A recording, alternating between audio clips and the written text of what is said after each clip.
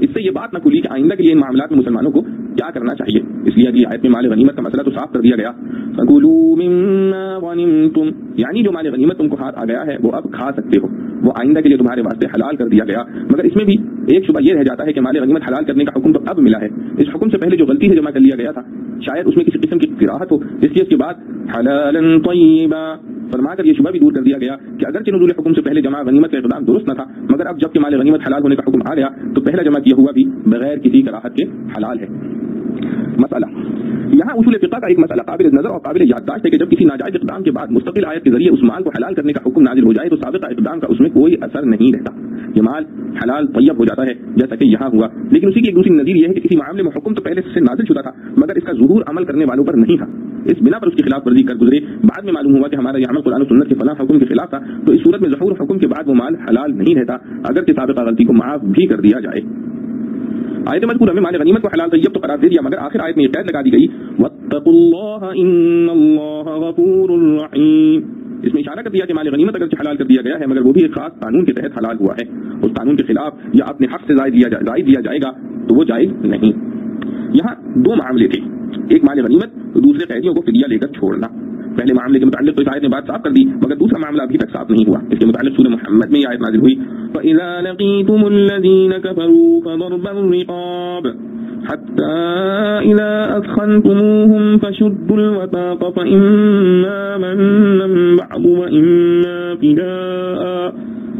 وَإِمَّا فِدَاءً حَتَّى تَضَعَ الْحَرْبُ أَوْزَارَهَا, یعنی جب جنگ میں کافروں سے تمہارا مقابلہ ہو تو ان کی گردنیں مار دو یہاں تک کہ جب تم خون ریزی کے ذریعے ان کی قوت شوکت توڑ چکو تو پھر ان کو قید کر کے مضبوط باندھو. اس کے بعد یا تو ان پر احسان کر کے بغیر کسی معاوضے کے آزاد کر دو یا فدیہ لے کر چھوڑ دو یہاں تک کہ جنگ اپنے ہتھیار ڈال دے. حضرت عبداللہ بن عباس رضی اللہ عنہ فرماتے ہیں کہ غزوہ بدر میں قیدیوں کو فدیہ لے کر آزاد کرنے پر خطاب نازل ہوا. یہ اسلام کا پہلا جہاد تھا, اس وقت تک کافروں کی قوت و شوکت ٹوٹ نہیں چکی تھی, اتفاقاً ان پر ایک مصیبت پڑ گئی تھی. پھر جب اسلام اور مسلمانوں کا مکمل غلبہ حاصل ہو گیا تو اللہ تعالیٰ نے وہ حکم منسوخ کرنے کے لیے سورہ محمد کی آیت مذکورہ نازل فرما دی, جس میں نبی کریم اور مسلمانوں کو قیدیوں کے بارے میں 4 اختیار دے دیے گئے. وہ یہ ہیں,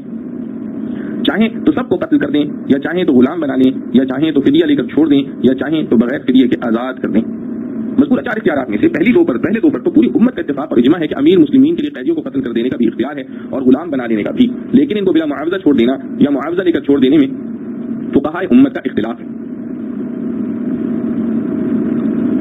امام مالک, شافعی, احمد بن حنبل, ثوری, اسحاق رحمہ اللہ علیہما اور تابعین میں سے حضرت حسن بصری رحمۃ اللہ علیہ اور عطا رحمۃ اللہ علیہ کا قول یہ ہے کہ یہ دونوں صورتیں بھی امیر مسلمین کے لیے جائز ہیں کہ قیدیوں کو معاوضہ لے کر چھوڑ دے یا بلا معاوضہ آزاد کر دے یا مسلمان قیدیوں سے تبادلہ کرے. اور امام ابو حنیفہ رحمۃ اللہ علیہ, ابو یوسف, محمد, اوزاعی اور قتادہ اور ضحاک اور سدی اور ابن جریر رحمہ اللہ علیہما فرماتے ہیں کہ بلا معاوضہ چھوڑنا تو بالکل جائز نہیں, فدیہ لے کر چھوڑنا بھی امام ابو حنیفہ رحمۃ اللہ علیہ کے مشہور مذہب میں جائز نہیں. البتہ سیر کبیر کی روایت یہ ہے کہ اگر مسلمانوں کو مال کی ضرورت ہو تو فدیہ لے کر چھوڑ سکتے ہیں. البتہ مسلمان قیدیوں کے تبادلے میں ان کو چھوڑ دینا امام ابو حنیفہ اور صاحبین کے نزدیک جائز ہے رحمۃ اللہ علیہ.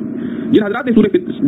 نے فدیہ لے کر یا بلا فدیہ چھوڑ دینے کی اجازت دی ہے وہ حضرت ابن عباس رضی اللہ عنہ کے قول کے مطابق سورہ محمد کی آیت کو انفال کی آیت ناسخ اور آیت انفال کو منسوخ قرار دیتے ہیں. فقہاء حنفیہ نے آیت سورہ محمد کو منسوخ قرار دیا ہے اور سورہ انفال کی آیت فشبت بهم من خلفهم اور آیت اقتلوا المشرکین حیث وجدتموہم کو اس کا ناسخ قرار دیا ہے. اس لیے قیدیوں کو آزاد کر دینا خواہ فدیہ لے کر ہو یا بلا فدیہ ان کے نزدیک جائز نہیں.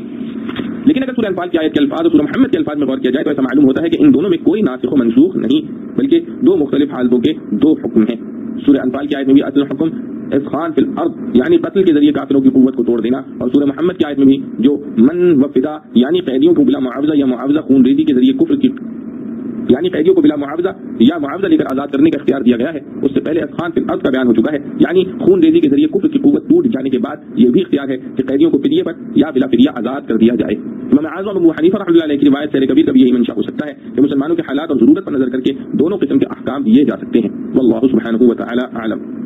يا أيها النبي قل لمن في أيديكم من الأسرى إن يعلم الله في قلوبكم خيرا يؤتكم خيرا مما أخذ منكم ويغفر لكم والله غفور رحيم وإن يريدوا خيانتك فقد خانوا الله من قبل فأمكن منهم والله عليم حكيم. اے نبی کہہ دے ان سے جو تمہارے ہاتھ میں ہیں قیدی، اگر جانے گا اللہ تمہارے دلوں میں کچھ نیکی تو دے گا تم کو اس کو بہتر اس سے جو تم سے چھن گیا، اور تم کو بخشے گا، اور اللہ ہے بخشنے والا مہربان۔ اور اگر چاہیں گے تجھ سے دغا کرنی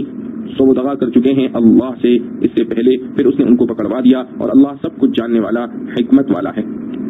خلاصہ تفسیر، اے پیغمبر آپ کے قبضے میں جو قیدی ہیں ان میں جو مسلمان ہو گئے ہیں آپ ان سے فرما دیجئے کہ اگر اللہ تعالیٰ کو تمہارے قلب میں ایمان معلوم ہوگا، یعنی تم دل سے مسلمان ہوئے ہوگے، کیونکہ اللہ تعالیٰ کا علم کے مطابق واقع کے ہوتا ہے، اللہ تعالیٰ مسلمان اسی کو جانیں گے جو واقع میں مسلمان ہوگا، اور جو شخص غیر مسلم ہوگا اس کو غیر مسلم ہی جانیں گے۔ بس اگر تم دل سے مسلمان ہوگے تو جو کچھ تم سے فدیے میں لیا گیا ہے دنیا میں اس سے بہتر تم کو دے دے گا، اور آخرت میں تم کو بخش دے گا، اور اللہ تعالیٰ بڑی مغفرت والے ہیں اس لیے تم کو بخش دیں گے، اور بڑی رحمت والے ہیں اس لیے تم کو نعم البدل دیں گے۔ اور اگر بالفرض یہ لوگ صدق دل سے مسلمان نہ ہوئے ہوں بلکہ اظہار اسلام سے محض آپ کو دھوکہ ہی دینا چاہیں اور دل میں آپ کے ساتھ خیانت کرنے کا یعنی نقد عہد کر کے مخالفت و مقابلت کا ارادہ رکھتے ہوں تو کچھ فکر نہ کیجیے، اللہ تعالیٰ ان کو پھر آپ کے ہاتھوں میں گرفتار کرا دے گا جیسا کہ اللہ نے ان کو آپ کے ہاتھوں میں گرفتار کرا دیا۔ اور اللہ تعالیٰ خوب جاننے والے ہیں کہ کون خائن ہے، اور بڑی حکمت والے ہیں، ایسی صورتیں پیدا کر دیتا ہے جس سے خائن مغلوب ہو جائے۔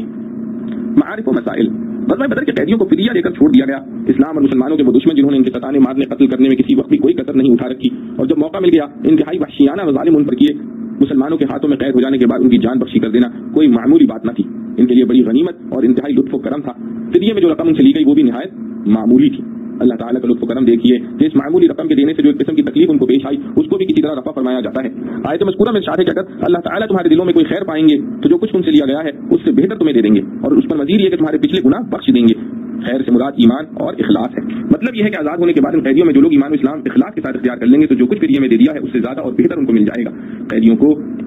آزاد و خود مختار کر دینے کے ساتھ اس طرح دعوت دی گئی کہ وہ آزادی کے ساتھ اپنے نفع نقصان پر غور کریں۔ چنانچہ واقعات شاہد ہیں کہ ان لوگوں میں سے جو مسلمان ہو گئے اللہ تعالیٰ نے ان کی مغفرت اور جنت کے درجات عالیہ کے علاوہ دنیا میں بھی ان کو اتنا مال و دولت دے دیا جو ان کے فدیے سے بدرجہ زائد تھا۔ اکثر مفسرین نے فرمایا کہ یہ آیت حضرت رسول کریم صلی اللہ علیہ وسلم کے چچا حضرت عباس رضی اللہ عنہ کے بارے میں نازل ہوئی تھی، کیونکہ وہ بھی بدر کے قیدیوں میں شامل تھے اور ان سے بھی فدیہ لیا گیا تھا۔ ان کی خصوصیت اس معاملے میں یہ تھی کہ جنگ بدر میں یہ مکہ سے اپنے ساتھ تقریباً 700 گنی سونا لے کر چلے تھے تاکہ وہ لشکری کفار پر خرچ کیا جائے، اور ابھی یہ خرچ ہونے نہیں پایا تھا کہ وہ ماں اس سونے کے گرفتار کر لیے گئے۔ جب فدیہ دینے کا وقت آیا تو انہوں نے حضرت صلی اللہ علیہ وسلم سے عرض کیا کہ میرے ساتھ جو سونا تھا اس کو میرے فدیے کی رقم میں لگا دیا جائے۔ حضرت صلی اللہ علیہ وسلم نے فرمایا کہ جو مال آپ کفر کی امداد کے لیے لائے تھے وہ تو مسلمانوں کا مال غنیمت بن گیا، فدیہ اس کے علاوہ ہونا چاہیے، اور ساتھ ہی یہ بھی فرمایا کہ اپنے دو بھتیجوں عقیل بن ابی طالب اور نوفل بن حارث کا فدیہ بھی آپ ادا کریں۔ عباس رضی اللہ عنہ نے کیا کہ اگر اتنا مالی بار مجھ پر ڈالا گیا تو مجھے قریش سے بھیک مانگنا پڑے گی، میں بالکل فقیر ہو جاؤں گا۔ حضرت صلی اللہ علیہ وسلم نے فرمایا کیوں، کیا آپ کے پاس وہ مال موجود نہیں جو مکہ سے روانگی کے وقت آپ نے اپنی زوجہ ام الفضل کے حوالے کیا ہے؟ حضرت عباس رضی اللہ عنہ نے پوچھا کہ آپ کو یہ کیسے معلوم ہوا جبکہ وہ میں نے رات کی تاریکی اور تنہائی میں اپنی بیوی کے سپرد کیا تھا اور کوئی تیسرا آدمی اس سے واقف نہیں؟ آپ صلی اللہ علیہ وسلم نے فرمایا کہ مجھے میرے رب نے اس کی پوری تفصیل بتلا دی۔ حضرت عباس رضی اللہ عنہ کے دل میں یہ سن کر حضرت صلی اللہ علیہ وسلم کے سچے رسول ہونے کا یقین ہو گیا۔ اس سے پہلے بھی وہ حضرت صلی اللہ علیہ وسلم کے دل سے معتقد تھے مگر کچھ شبہات تھے جو اللہ تعالیٰ نے اس وقت رفع فرما دیے اور وہ در حقیقت اسی وقت سے مسلمان ہو گئے، مگر ان کا بہت سا روپیہ قریش مکہ کے ذمہ قرض تھا۔ اگر یہ اسی وقت اپنے مسلمان ہونے کا اعلان کر دیتے تو وہ پورا روپیہ مارا جاتا، اس لیے اعلان نہیں کیا، اور رسول اللہ صلی اللہ علیہ وسلم نے بھی کسی سے اس کا اظہار نہیں کیا۔ فتح مکہ سے پہلے انہوں نے رسول اللہ صلی اللہ علیہ وسلم سے اجازت چاہی کہ مکہ سے ہجرت کر کے مدینہ طیبہ آ جائیں، مگر حضور پاک صلی اللہ علیہ وسلم نے ان کو یہی مشورہ دیا کہ ابھی ہجرت نہ کریں۔ حضرت عباس رضی اللہ عنہ کی گفتگو پر رسول اللہ صلی اللہ علیہ وسلم نے آیت مذکورہ میں آیا ہوا وعدہ بھی ان کو بتلا دیا کہ اگر آپ نے اسلام قبول کر لیا اور اخلاص کے ساتھ مومن ہو گئے تو جو کچھ مال فدیے میں خرچ کیا ہے اس سے بہتر اللہ تعالیٰ آپ کو عطا فرما دیں گے۔ چنانچہ حضرت عباس رضی اللہ عنہ اظہار اسلام کے بعد فرمایا کرتے تھے کہ میں تو اس وعدے کا ظہور اپنی آنکھوں سے دیکھ رہا ہوں کیونکہ مجھ سے 20 اوقیہ سونا فدیے میں لیا گیا تھا۔ اس وقت میرے 20 غلام مختلف جگہوں میں تجارت کا کاروبار کر رہے ہیں اور کسی کا کاروبار 20,000 درہم سے کم کا نہیں ہے،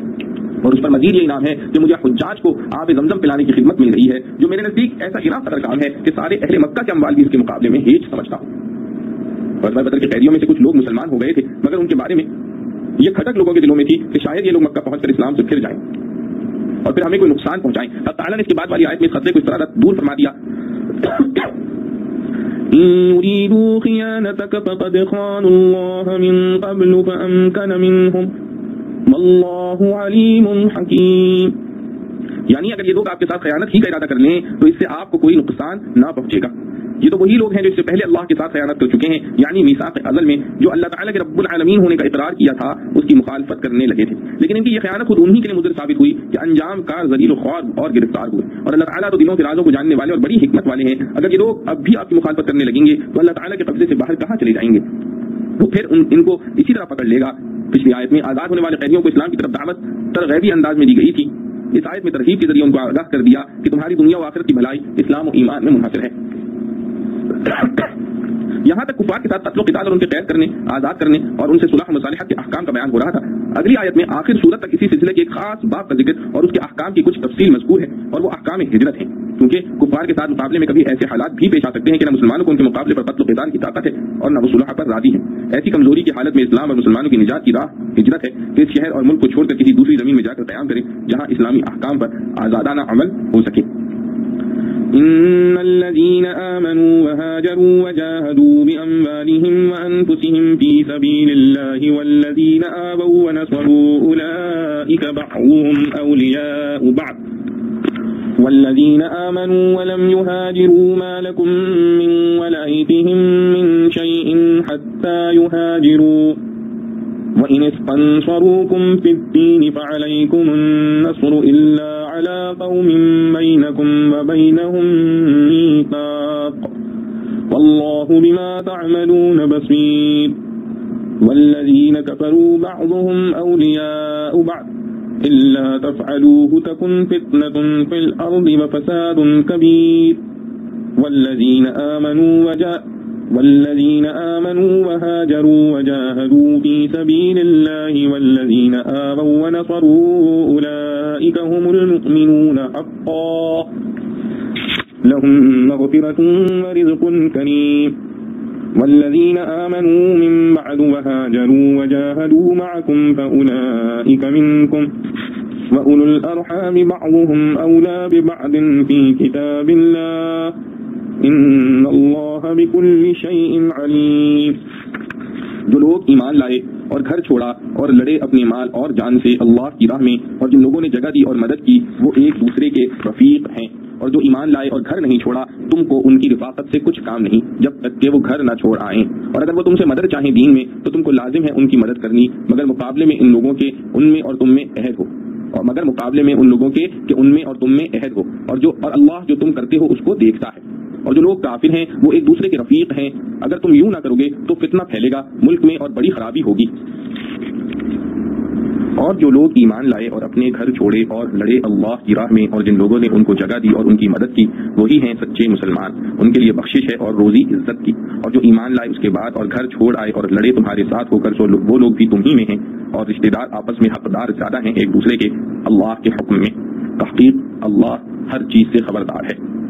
خلاصہ تفسیر، بے شک جو لوگ ایمان لائے اور انہوں نے ہجرت بھی کی اور اپنے مال اور جان سے اللہ کے راستے میں جہاد بھی کیا، جس کا وقوع لوازم عادیہ ہجرت سے تھا، گومدار حکم توارث نہیں، اور یہ جماعت مہاجرین سے ملقب ہے، اور جن لوگوں نے ان مہاجرین کو رہنے کی جگہ دی اور ان کی مدد کی، اور یہ جماعت انصار سے ملقب ہے، یہ دونوں قسم کے لوگ باہم ایک دوسرے کے وارث ہوں گے۔ اور جو لوگ ایمان تو لائے اور ہجرت نہیں کی، تمہارا یعنی مہاجرین کا ان سے میراث کا کوئی تعلق نہیں، نہ یہ ان کے وارث نہ وہ ان کے، جب تک کہ وہ ہجرت نہ کریں، اور جب ہجرت کر لیں پھر وہ بھی اسی حکم میں داخل ہو جائیں گے، اور وہ ان سے تمہارا توارث نہ ہو، لیکن اگر وہ تم سے دین کا کام یعنی قتال مع الکفار میں مدد چاہیں تو تمہارے ذمے ان کی مدد کرنا واجب ہے، مگر اس قوم کے مقابلے میں نہیں کہ تم میں اور ان میں باہم عہد صلح کا ہو، اور اللہ تعالیٰ تمہارے سب کاموں کو دیکھتے ہیں، بس ان کے مقررہ احکام میں خلل ڈال کر مستحق ناخوشی نہ ہونا۔ اور جس طرح باہم تم میں علاقہ توارث کا ہے، اسی طرح جو لوگ کافر ہیں وہ باہم ایک دوسرے کے وارث ہیں، نہ تم ان کے وارث نہ وہ تمہارے وارث۔ اگر اس حکم مذکور پر عمل نہ کرو گے بلکہ باوجود تخالف دین محض قرابت کی بنا پر مومن و کافر میں علاقہ توارث قائم رکھو گے تو دنیا میں بڑا فتنہ اور بڑا فساد پھیلے گا، کیونکہ توارث سے سب ایک جماعت سمجھی جائے گی، اور بدون جدا جماعت ہوئے اسلام کو قوت و شوکت حاصل نہیں ہو سکتی، اور ذوق اسلام سرمایہ تمام تر فتنہ و فساد عالم کا ہے جیسا کہ ظاہر ہے۔ اور اس حکم توارث بین المہاجرین والانصار میں ہر چیز کے سب مہاجرین برابر ہیں، خواہ زمانہ ہجرت نبویہ میں انہوں نے ہجرت کی ہو یا بعد میں، لیکن فضیلت و مرتبہ میں باہم متفاوت ہیں۔ چنانچہ جو لوگ اول مسلمان ہوئے اور انہوں نے ہجرت نبویہ کے زمانے میں ہجرت کی اور اول ہی سے اللہ کی راہ میں جہاد کرتے رہے، اور جن لوگوں نے ان مہاجرین کو اپنے یہاں ٹھہرایا اور ان کی مدد کی، یہ لوگ تو ایمان کا پورا حق ادا کرنے والے ہیں، کیونکہ اس کا حق یہی ہے کہ اس کے قبول کرنے میں سبقت کرے، ان کے لیے آخرت میں بڑی مغفرت اور جنت میں بڑی معزز روزی مقرر ہے۔ اور جو لوگ ہجرت نبویہ کے بعد کے زمانے میں ایمان لائے اور ہجرت کی اور تمہارے ساتھ جہاد کیا، یعنی کام تو سب کیے مگر بعد میں، سو یہ لوگ وہ فضیلت میں تمہارے برابر نہیں لیکن تاہم تمہارے ہی شمار میں ہیں۔ فضیلت میں تو من وجہ کیونکہ اعمال کے تفاوت سے مرتبے میں تفاضل ہو جاتا ہے، اور احکام میراث میں من کل الوجوہ کیونکہ تفاضل سے احکام شریعہ میں تفاوت نہیں ہوتا۔ اور ان بعد والے مہاجرین میں جو لوگ باہم یا مہاجرین سابقین کے رشتہ دار ہیں وہ فضل و رتبے میں کم ہو، لیکن میراث کے اعتبار سے کتاب اللہ یعنی حکم شرعی یا آیت میراث میں ایک دوسرے کی میراث کے بنسبت غیر رشتہ داروں کے زیادہ حقدار ہیں، وہ غیر رشتہ دار فضل و رتبے میں زیادہ ہوں۔ بے شک اللہ تعالیٰ ہر چیز کو خوب جانتے ہیں، اس لیے ہر وقت کی مصلحت کے مناسب حکم مقرر فرماتے ہیں۔ معارف و مسائل، یہ سورہ انفال کی آخری 4 آیتیں ہیں، ان میں اصل مقصود ہجرت کے وہ احکام ہیں جن کا تعلق مہاجر مسلمانوں کی وراثت سے، اس کے بالمقابل غیر مہاجر مسلمان اور غیر مسلموں کی وراثت کا بھی ذکر آیا ہے۔ خلاصہ ان احکام کا یہ ہے کہ جن لوگوں پر شرعی احکام عائد ہوتے ہیں وہ اولاً دو قسم پر ہیں، مسلم، کافر۔ پھر مسلم اس وقت کے لحاظ سے دو قسم کے تھے، ایک مہاجر جو مکہ سے ہجرت فرض ہونے پر مدینہ طیبہ میں آ کر مقیم ہو گئے تھے، دوسرے غیر مہاجر جو کسی جائز عذر سے یا کسی دوسری وجہ سے مکہ ہی میں رہ گئے تھے۔ باہمی رشتہ داری اور قرابت ان سب قسم کے افراد میں دائر تھی، کیونکہ اوائل اسلام میں بکثرت ایسا تھا کہ بیٹا مسلمان ہے باپ کافر، یا باپ مسلمان ہے بیٹا کافر، اسی طرح بھائی بھتیجوں اور نانے ماموں وغیرہ کا حال۔ اور مسلمان مہاجر اور غیر مہاجر میں رشتہ داریاں ہونا تو ظاہر ہی ہے۔ اللہ تعالیٰ نے اپنی رحمت کاملہ اور حکمت بالغہ کی وجہ سے مرنے والے انسان کے چھوڑے ہوئے مال کا مستحق اسی کے قریبی عزیز و رشتہ داروں کو قرار دیا ہے، حالانکہ اصل حقیقت یہ تھی کہ جس کو جو کچھ دنیا میں ملا وہ سب کا سب اللہ تعالیٰ کی ملک حقیقی تھا، اسی کی طرف سے زندگی بھر استعمال کرنے نفع اٹھانے کے لیے انسان کو دے کر عارضی مالک بنا دیا گیا تھا۔ اس لیے تقاضا عقل و انصاف تو یہ تھا کہ ہر مرنے والے کا ترکہ اللہ تعالیٰ کی ملک کی طرف لوٹ جاتا، جس کی عملی صورت اسلامی بیت المال میں داخل کرنا تھا، جس کے ذریعے ساری خلق خدا تعالیٰ کی پرورش اور تربیت ہوتی ہے۔ مگر ایسے کرنے میں ایک تو ہر انسان کی طبعی جذبات کو ٹھیس لگتی، جبکہ وہ جانتا کہ میرا مال میرے بعد نہ میری اولاد کو ملے گا نہ ماں باپ اور بیوی کو، اور پھر اس کا یہ نتیجہ تب بھی طبعی طور پر لازمی تھا کہ کوئی شخص اپنا مال بڑھانے اور اس کو محفوظ رکھنے کی فکر نہ کرتا، صرف اپنی زندگی کی حد تک ضروریات جمع کرنے سے زائد کوئی شخص محنت و جانفشانی نہ کرتا، اور یہ ظاہر ہے کہ اس کا نتیجہ پورے انسانوں اور شہروں کے لیے تباہی اور بربادی کی صورت اختیار کرتا۔ اس لیے حق تعالی جل شانہ نے میراث کو انسان کے رشتہ داروں کا حق قرار دے دیا، بالخصوص ایسے رشتہ داروں کا جن کے فائدے ہی کے لیے وہ اپنی زندگی میں مال جمع کرتا اور طرح طرح کی محنت مشقت اٹھاتا تھا۔ اس کے ساتھ اسلام نے اس اہم مقصد کو بھی وراثت کی تقسیم میں سامنے رکھا جس کے لیے انسان کی تخلیق ہوئی، یعنی اللہ تعالیٰ کی اطاعت و عبادت، اور اس کے لحاظ سے پورے عالم انسان کو دو الگ الگ قومیں قرار دے دیا، مومن اور کافر۔ آیت قرآن خلقکم فمنکم کافر ومنکم مؤمن کا یہی مطلب ہے۔ اسی دو قومی نظریے نے نسبی اور قانونی رشتوں کو میراث کی حد تک قطع کر دیا کہ کسی نہ کسی مسلمان کو کسی رشتہ دار کافر کی میراث سے کوئی حصہ ملے گا، اور نہ کسی کافر کا کسی مسلمان رشتہ دار کی وراثت میں کوئی حق ہوگا۔ پہلی دو آیتوں میں یہی مضمون بیان ہوا ہے، اور یہ حکم دائمی اور غیر منسوخ حکم ہے کہ اول اسلام سے لے کر قیامت تک یہی اسلام کا اصول وراثت ہے۔ اس کے ساتھ ایک دوسرا حکم مسلمان مہاجر اور غیر مہاجر دونوں کے آپس میں وراثت کا ہے، جس کے متعلق پہلی آیت میں یہ بتلایا گیا ہے کہ مسلمان جب تک مکہ سے ہجرت نہ کرے اس وقت تک اس کا تعلق بھی ہجرت کرنے والے مسلمانوں سے وراثت کے بارے میں منقطع ہے۔ نہ مہاجر مسلمان اپنے غیر مہاجر مسلمان رشتہ دار کا وارث ہوگا، اور نہ غیر مہاجر کسی مہاجر مسلمان کی وراثت سے کوئی حصہ پائے گا۔ یہ حکم ظاہر ہے کہ اس وقت تک تھا جب تک مکہ مکرمہ فتح نہیں ہوا تھا۔ فتح مکہ کے بعد تو خود رسول کریم صلی اللہ علیہ وسلم نے اعلان فرما دیا تھا لا ہجرت بعد الفتح، یعنی فتح مکہ کے بعد ہجرت کا حکم ختم ہو گیا، اور جب ہجرت کا حکم ہی ختم ہو گیا تو ترک ہجرت کرنے والوں سے بے تعلقی کا سوال ختم ہو گیا۔ اس لیے اکثر مفسرین نے فرمایا ہے کہ یہ حکم فتح مکہ سے منسوخ ہو چکا ہے، اور اہل تحقیق کے نزدیک یہ حکم بھی دائمی غیر منسوخ ہے، مگر حالات کے تابع بدلا ہے۔ جن حالات میں نزول قرآن کے وقت یہ حکم آیا تھا، اگر کسی زمانے میں یا کسی ملک میں پھر ویسے ہی حالات پیدا ہو جائیں تو پھر یہی حکم جاری ہو جائے گا۔ توضیح کی یہ ہے کہ فتح مکہ سے پہلے ہر مسلمان مرد و عورت پر مکہ سے ہجرت کو فرض عین قرار دیا گیا تھا۔ اس حکم کی تعمیل میں بجز معدود چند مسلمانوں کے سبھی مسلمان ہجرت کر کے مدینہ طیبہ آ گئے تھے، اور اس وقت مکہ سے ہجرت نہ کرنا اس کی علامت بن گیا تھا کہ وہ مسلمان نہیں، اس لیے اس وقت غیر مہاجر کا اسلام بھی مشتبہ اور مشکوک تھا، اس کے مہاجر اور غیر مہاجر کی باہمی وراثت کو قطع کر دیا گیا تھا۔ اب اگر کسی ملک میں پھر بھی ایسے ہی حالات پیدا ہو جائیں کہ وہاں رہ کر اسلامی فرائض کی ادائیگی بالکل نہ ہو سکے تو اس ملک سے ہجرت کرنا پھر فرض ہو جائے گا، اور ایسی حالت میں بلا عذر قوی ہجرت نہ کرنا اگر یقینی طور پر علامت کفر کی ہو جائے تو پھر بھی یہی حکم عائد ہوگا کہ مہاجر اور غیر مہاجر میں باہمی وراثت جاری نہ رہے گی۔ اس تقدیر سے یہ بھی واضح ہو گیا کہ مہاجر اور غیر مہاجر میں قطعی وراثت کا حکم در حقیقت کوئی جداگانہ حکم نہیں، بلکہ وہ پہلا ہی حکم ہے جو مسلم اور غیر مسلم میں قطعی وراثت کو بیان کرتا ہے۔ فرق اتنا ہے کہ علامت کفر کی وجہ سے وراثت سے تو محروم کر دیا گیا، مگر محض اتنی علامت کی وجہ سے اس کو کافر نہیں قرار دیا جب تک اس سے صریح اور واضح طور پر کفر کا ثبوت نہ ہو جائے۔ اور غالباً اسی مسئلے کے جگہ ایک اور حکم غیر مہاجر مسلمانوں کا ذکر کر دیا گیا کہ اگر وہ مہاجر مسلمانوں سے امداد و نصرت کے طالب ہوں تو مہاجر مسلمانوں کو ان کی امداد کرنا ضروری ہے، تاکہ یہ معلوم ہو جائے کہ غیر مہاجر مسلمانوں کو بالکل کافروں کی صف میں نہیں رکھا بلکہ ان کا یہ اسلامی حق باقی رکھا گیا کہ ضرورت کے وقت ان کی امداد کی جائے۔ اور چونکہ اس آیت کا شان نزول خاص ہجرت ہے مکہ سے مدینہ کی طرف، اور غیر مہاجر مسلمان وہی تھے جو مکہ میں رہ گئے تھے اور کفار مکہ کے نظرے میں تھے، تو یہ ظاہر ہے کہ ان کا امداد طلب کرنا انہیں کفار مکہ کے مقابلے میں ہو سکتا تھا، اور جب قرآن کریم نے مہاجر مسلمانوں کو ان کی امداد کا حکم دے دیا تو بظاہر اس سے یہ سمجھا جا سکتا تھا کہ ہر حال میں اور ہر قوم کے مقابلے میں ان کی امداد کرنا مسلمانوں پر لازم کر دیا گیا ہے، اگرچہ وہ قوم جس کے مقابلے پر ان کو امداد مطلوب ہے اس سے مسلمانوں کا کوئی معاہدہ التواء جنگ کا بھی ہو چکا ہو۔ حالانکہ اصول اسلام میں عدل و انصاف اور معاہدے کی پابندی ایک اہم فریضہ ہے، اس لیے اس آیت میں ایک استثنائی حکم یہ بھی ذکر فرما دیا گیا کہ اگر غیر مہاجر مسلمانوں سے کسی ایسی قوم کے مقابلے پر مدد طلب کریں جس سے مسلمانوں نے ترک جنگ کا معاہدہ کر رکھا ہے تو پھر اپنے بھائی مسلمانوں کی امداد بھی معاہد کفار کے مقابلے میں جائز نہیں۔ یہ خلاصہ مضمون ہے پہلی دو آیتوں کا۔ اب الفاظ سے اس کو ملا کر دیکھیے، ارشاد ہوتا ہے ان الذين آمنوا وهاجروا وجاهدوا بأموالهم وأنفسهم في سبيل الله والذين آووا ونصروا أولئك بعضهم أولياء بعض والذين آمنوا ولم يهاجروا ما لكم من ولايتهم من شيء والذين آمنوا ولم يهاجروا ما لكم من ولايتهم من شيء حتى يهاجروا یعنی وہ لوگ جو ایمان لائے اور جنہوں نے اللہ کے لیے اپنے وطن اور اعزاء و اقربا کو چھوڑا اور اللہ کی راہ میں اپنے مالوں اور جانوں سے جہاد کیا، مال خرچ کر کے ہتھیار اور سامان جنگ خریدا اور میدان جنگ کے لیے اپنی جانوں کو پیش کر دیا، اس سے مراد مہاجرین اولین ہیں، اور وہ لوگ جنہوں نے رہنے کو جگہ دی اور مدد کی، اس سے مراد انصار مدینہ ہیں۔ ان دونوں فریق کے متعلق ارشاد فرمایا کہ وہ آپس میں ایک دوسرے کے ولی ہیں۔ پھر فرمایا کہ وہ لوگ جو ایمان تو لے آئے مگر ہجرت نہیں کی، تمہارا ان سے کوئی تعلق نہیں جب تک وہ ہجرت نہ کریں۔ اس جگہ قرآن کریم نے لفظ ولی اور ولایت استعمال فرمایا ہے، جس کے اصلی معنی دوستی اور گہرے تعلق کے ہیں۔ حضرت ابن عباس رضی اللہ عنہ، حسن رحمۃ اللہ علیہ، قتادہ، مجاہد رحمہ اللہ علیہما وغیرہ ائمہ تفسیر نے فرمایا کہ اس جگہ ولایت سے مراد وراثت اور ولی سے مراد وارث ہے، اور بعض حضرات نے ولایت کے لغوی معنی یعنی دوستی اور امداد و اعانت ہی مراد لیے۔ پہلی تفسیر کے مطابق آیت کا مطلب یہ ہوا کہ مسلمان مہاجر و انصار آپس میں ایک دوسرے کے وارث ہوں گے، ان کا تعلق وراثت نہ غیر مسلم کے ساتھ قائم رہے گا نہ ان مسلمانوں کے ساتھ جنہوں نے ہجرت نہیں کی۔ پہلا حکم یعنی اختلاف دین کے بنا پر قطع وراثت تو دائمی اور باقی رہا، مگر دوسرا حکم فتح مکہ کے بعد جبکہ ہجرت ہی کی ضرورت نہ رہی تو مہاجر اور غیر مہاجر میں قطع وراثت کا حکم بھی باقی نہ رہا۔ اس سے بعض فقہاء نے اس پر استدلال کیا ہے کہ جس طرح اختلاف دین قطع وراثت کا سبب ہے، اسی طرح اختلاف دارین بھی قطع وراثت کا سبب ہے، جس کی تفصیلی بحث کتب فقہ میں مذکور ہے۔ اس کے بعد ارشاد فرمایا وَإِنِ اسْتَنصَرُوكُمْ فِي الدِّينِ فَعَلَيْكُمُ النَّصْرُ إِلَّا عَلَىٰ قَوْمٍ بَيْنَكُمْ وَبَيْنَهُم مِّيثَاقٌ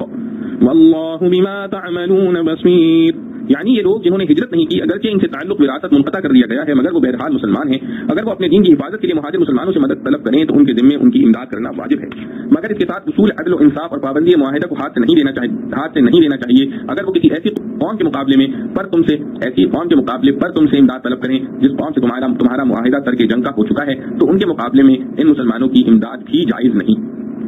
صلح حدیبیہ کے وقت ایسا ہی واقعہ پیش آیا جس وقت رسول اللہ صلی اللہ علیہ وسلم نے کفار مکہ سے صلح کر لی، اور شرائط صلح میں یہ بھی داخل تھا کہ مکہ سے جو شخص مدینے جائے اس کو رسول اللہ صلی اللہ علیہ وسلم واپس کر دیں۔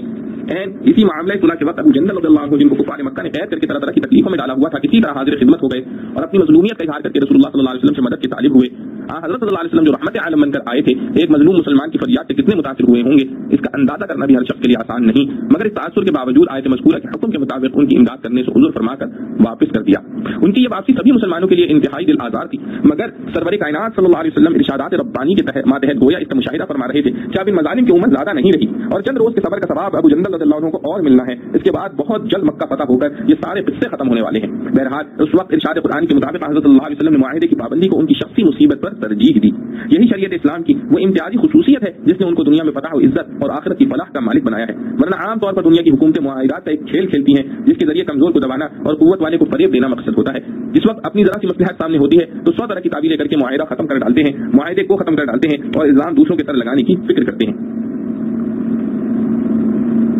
دوسری آیت میں ارشاد فرمایا والذین کفروا بعضهم اولیاء بعض، یعنی کافر لوگ آپس میں ایک دوسرے کے ولی ہیں۔ لفظ ولی جیسا کہ پہلے بیان ہو چکا ہے ایک عام مفہوم رکھتا ہے جس میں وراثت بھی داخل ہے اور معاملات کی ولایت و سرپرستی بھی،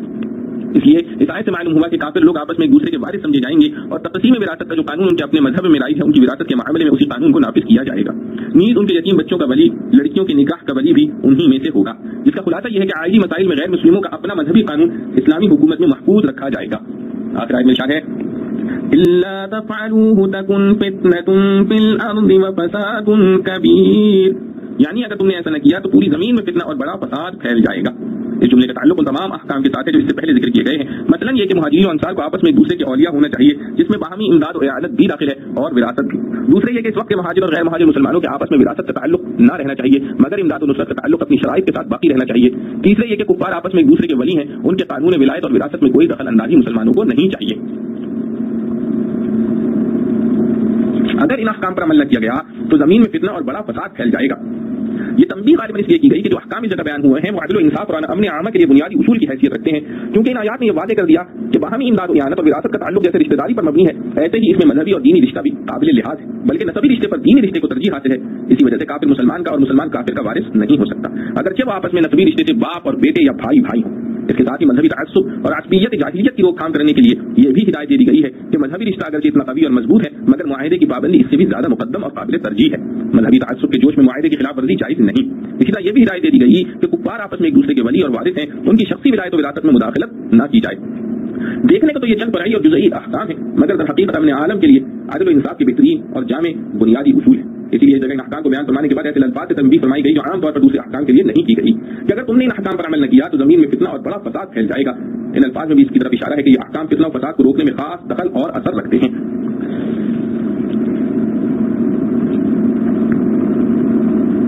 तीसरी आयत में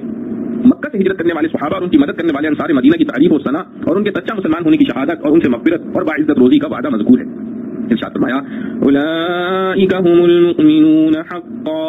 यानी यही लोग सच्चे पक्के मुसलमान हैं। इसमें इशारा इस तरफ है कि हिजरत न करने वाले हज़रात भी अगर जो मुसलमान हैं मगर उनका इस्लाम कामिल भी नहीं और यकीनी भी नहीं, क्योंकि ये एहतिमाल भी है कि दरअसल मुनाफिक हों, बज़ाहिर इस्लाम का दावा रखते हों। इसके बाद इरशाद फरमाया लहुम मग़फ़िरा, यानी उनके लिए मुक़द्दर है मग़फ़िरत, जैसा कि सही अहादीस में है अल इस्लामु यहदिमु मा कान क़ब्लहु वल हिजरतु तहदिमु मा कान क़ब्लहा, यानी मुसलमान हो जाना पिछले सब गुनाहों को अंबार को उठा देता है, इसी तरह हिजरत करना पिछले सब गुनाहों को खत्म कर देता है।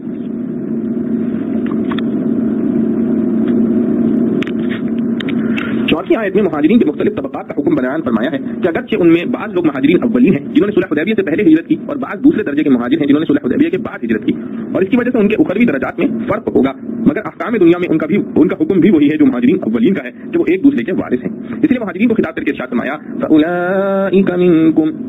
यानी ये दूसरे दर्जे के मुहाजिरीन भी तुम्हारे ही जुमरे में शामिल हैं, इसलिए विरासत के अहकाम में भी इनका हुक्म आम मुहाजिरीन की तरह है।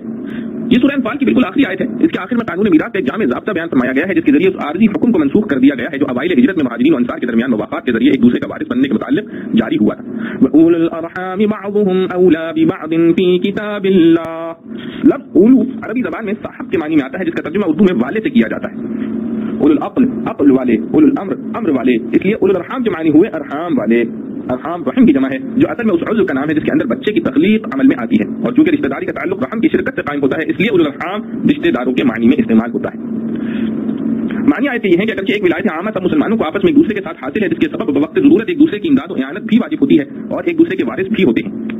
लेकिन जो मुसलमान आपस में क़राबत और रिश्ते का ताल्लुक रखते हों वो दूसरे मुसलमानों से मुक़द्दम है। फी किताबिल्लाह के मानी इस जगह फी हुक्मिल्लाह के हैं, यानी अल्लाह ताला ने अपने हुक्म खास से ये कानून बना दिया है। इस आयत ने ये ज़ाब्ता बता दिया कि तक़सीम विरासत रिश्तेदारी के मेयार पर होना चाहिए, और लफ्ज़ उलुल अरहाम मुतलक़न अक़रबा और रिश्तेदारों के लिए बोला जाता है। उनमें से खास रिश्तेदारों के हिस्से तो खुद कुरान करीम में सूरह निसा में मुतअय्यन फरमा दिए, जिनको इल्म मीरास की इस्तिलाह में अहले फ़राइज़ या ज़वील फ़ुरूज़ कहा जाता है। उनको देने के बाद जो माल बचे वो इस आयत की रूह से रिश्तेदारों में तक़सीम होना चाहिए, और ये भी ज़ाहिर है कि सब रिश्तेदारों में किसी माल का तक़सीम करना किसी की कुदरत में नहीं, क्योंकि दूर की रिश्तेदारी तो सारी दुनिया के इंसानों के दरमियान बिलाशुबा मौजूद है कि सब के सब एक ही बाप और माँ आदम और हव्वा अलैहिमुस्सलाम से पैदा हुए हैं। इसलिए रिश्तेदारों में तक़सीम करने की अमली सूरत यही हो सकती है कि करीबी रिश्तेदारों को बईद पर मुकद्दम रखकर करीब के सामने बईद को महरूम किया जाए, जिसका तफसील बयान हदीस रसूल करीम सल्लल्लाहु अलैहि वसल्लम में इस तरह मौजूद है कि ज़वील फ़ुरूज़ के हिस्से देने के बाद जो कुछ बचे वो मैयत के असबात यानी जद्दी रिश्तेदारों को दर्जा बदर्जा दिया जाए, यानी असबा करीब को बईद पर मुकद्दम रखकर करीब के सामने बईद को महरूम किया जाए, और अगर असबात में से कोई भी जिंदा मौजूद नहीं तो फिर बाकी रिश्तेदारों में तक़सीम किया जाए। असबात के अलावा जो दूसरे रिश्तेदार होते हैं इल्म मीरात और फ़राइज़ की खास इस्तिलाह में लफ्ज़ ज़वील अरहाम इन्हीं के लिए मखसूस कर दिया गया है, लेकिन ये इस्तिलाह बाद में मुकर्रर की गई है। कुरान करीम में उलुल अरहाम का लफ्ज़ लुग़वी माने के मुताबिक तमाम रिश्तेदारों पर हावी है, जिसमें ज़वील फ़ुरूज़ और उसबात और ज़वील अरहाम सब इजमाली तौर पर दाखिल हैं। फिर उसकी कुछ तफसील सूरह निसा की आयत में आ गई जिनमें खास रिश्तेदारों के हिस्से ताला ने खुद मुकर्रर फरमा दिए, जिनको इस्तिलाह मीरास में ज़वील फ़ुरूज़ कहते हैं, और बाकी के मुताल्लिक़ रसूल करीम सल्लल्लाहु अलैहि वसल्लम ने इरशाद फरमाया, यानी जिनके हिस्से कुरान ने मुकर्रर कर दिए हैं वो पूरे उनको देने के बाद जो कुछ बचे वो उन लोगों को दिए जाएं जो मैयत से करीब तर मर्द हों। उनको इस्तिलाह मीरास में असबात कहा जाता है। अगर किसी मैयत के असबात में कोई मौजूद ना हो तो रसूलुल्लाह सल्लल्लाहु अलैहि वसल्लम के इरशाद के मुताबिक फिर दूसरे रिश्तेदारों को दिया जाता है, जिनको इस्तिलाह में ज़वील अरहाम कहते हैं, जैसे मामू खाला वगैरह। सूरह अनफाल की आखिरी आयत के आखिरी जुमले ने इस्लामी विरासत का वो कानून मंसूख कर दिया जो इससे पहली आयत में मज़कूर है, जिनकी रूह से मुहाजिरीन और अंसार में बाहमी विरासत जारी होती थी अगरचे उनके दरमियान कोई रिश्तेदारी ना हो, क्योंकि यह हुक्म एक हंगामी हुक्म है जो अवाइल हिजरत के वक्त दिया गया था। सूरह अनफाल खत्म हो गई। अल्लाह ताला हम सबको उसके समझने और फिर उस पर अमल करने की तौफीक नसीब फरमाए। व आखिरु दअवाना अनिल हम्दुलिल्लाहि रब्बिल आलमीन।